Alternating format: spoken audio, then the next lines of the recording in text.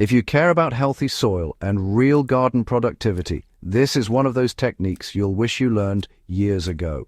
Before we get into it, make sure you subscribe to Evergreen Garden and drop a comment below telling us what you're growing this season, because this soaked seed method quietly transforms dead soil into living soil.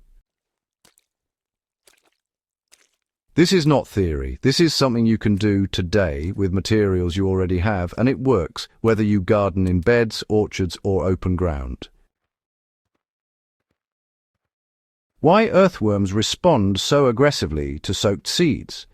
Earthworms don't come to soil by accident. They follow food, moisture, and microbial activity. When seeds are soaked in water, especially starchy or protein-rich seeds, they release soluble sugars, amino acids, and enzymes into the water. That liquid becomes a microbial trigger.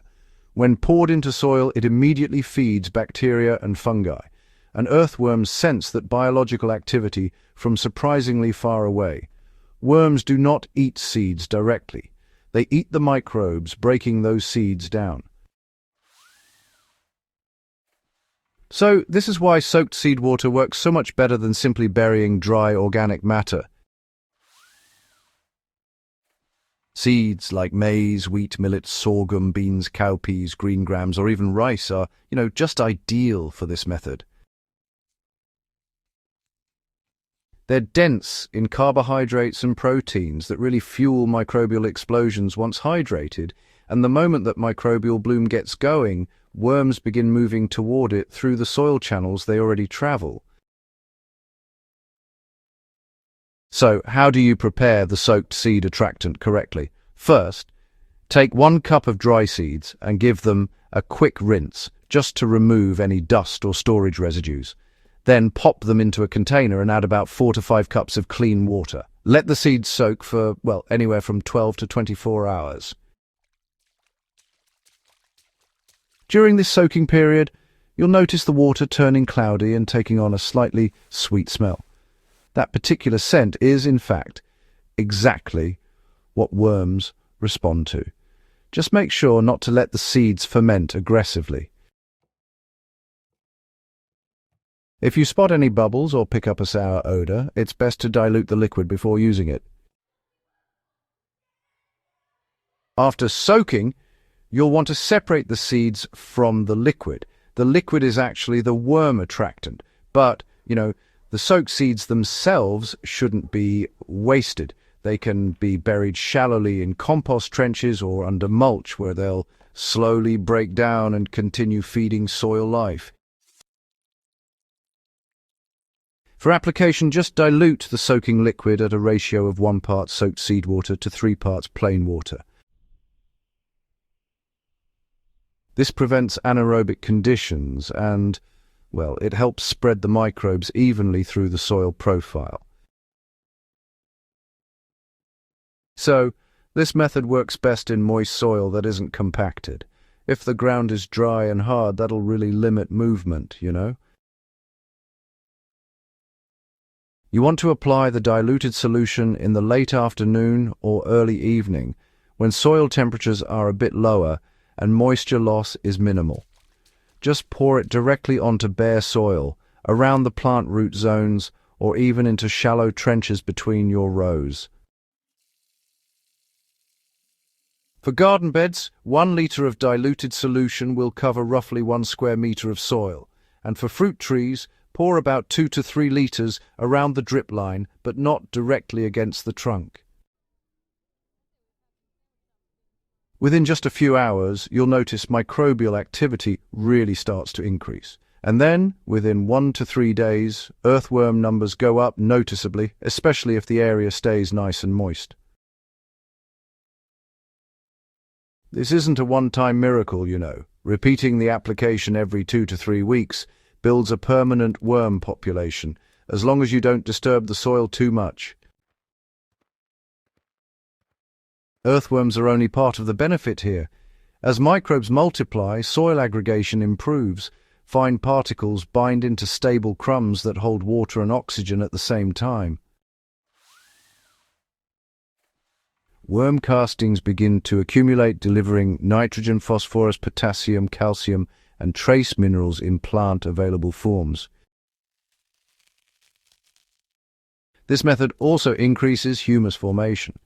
As microbes consume the soluble compounds from the seeds, they convert them into stable carbon compounds that persist in the soil. Over time, this raises organic matter levels without hauling compost or manure. Gardeners notice improved infiltration after just a few applications. Water stops pooling, and roots, well, they penetrate deeper. Plants show darker leaves and stronger growth, all without synthetic inputs. In sandy soils, this method helps bind particles and increase water retention. In clay soils, it improves structure by encouraging worm tunneling and microbial aggregation. In exhausted garden beds, it reintroduces biological life quickly. For severely depleted soil, combine this technique with mulch. Apply the soaked seed solution first, then cover the area with dry leaves, straw, or grass clippings. The liquid activates microbes and, well, the mulch protects them. This combination accelerates soil recovery faster than either method alone. If you garden during dry seasons, always water lightly before applying the solution. Moist soil allows microbes to spread and worms to move freely. Now, using fermented or, well, even rotten seedwater can actually repel worms rather than attract them, so always keep the soak fresh. Over-application, can create anaerobic pockets, especially in heavy soils. Dilution is absolutely essential. Avoid applying just before heavy rain, as it can simply wash all those valuable microbes away. So, do not use treated or chlorinated water if possible. But if tap water is your only option, just let it sit overnight before soaking your seeds to help reduce those chlorine levels.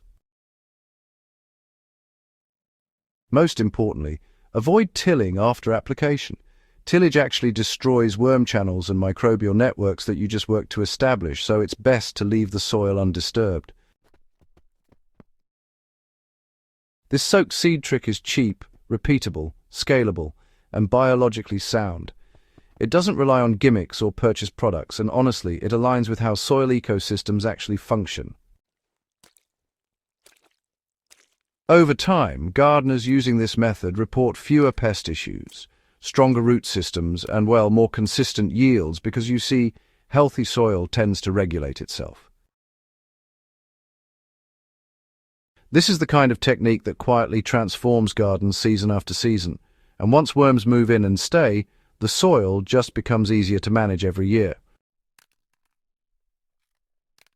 If you found this valuable, please subscribe to Evergreen Garden for more real soil-building techniques. Share this with a fellow gardener who still thinks fertilizer alone fixes soil, and, leave a comment telling us what crops you want healthier soil for. This channel is about growing smarter, not harder, and we're just getting started.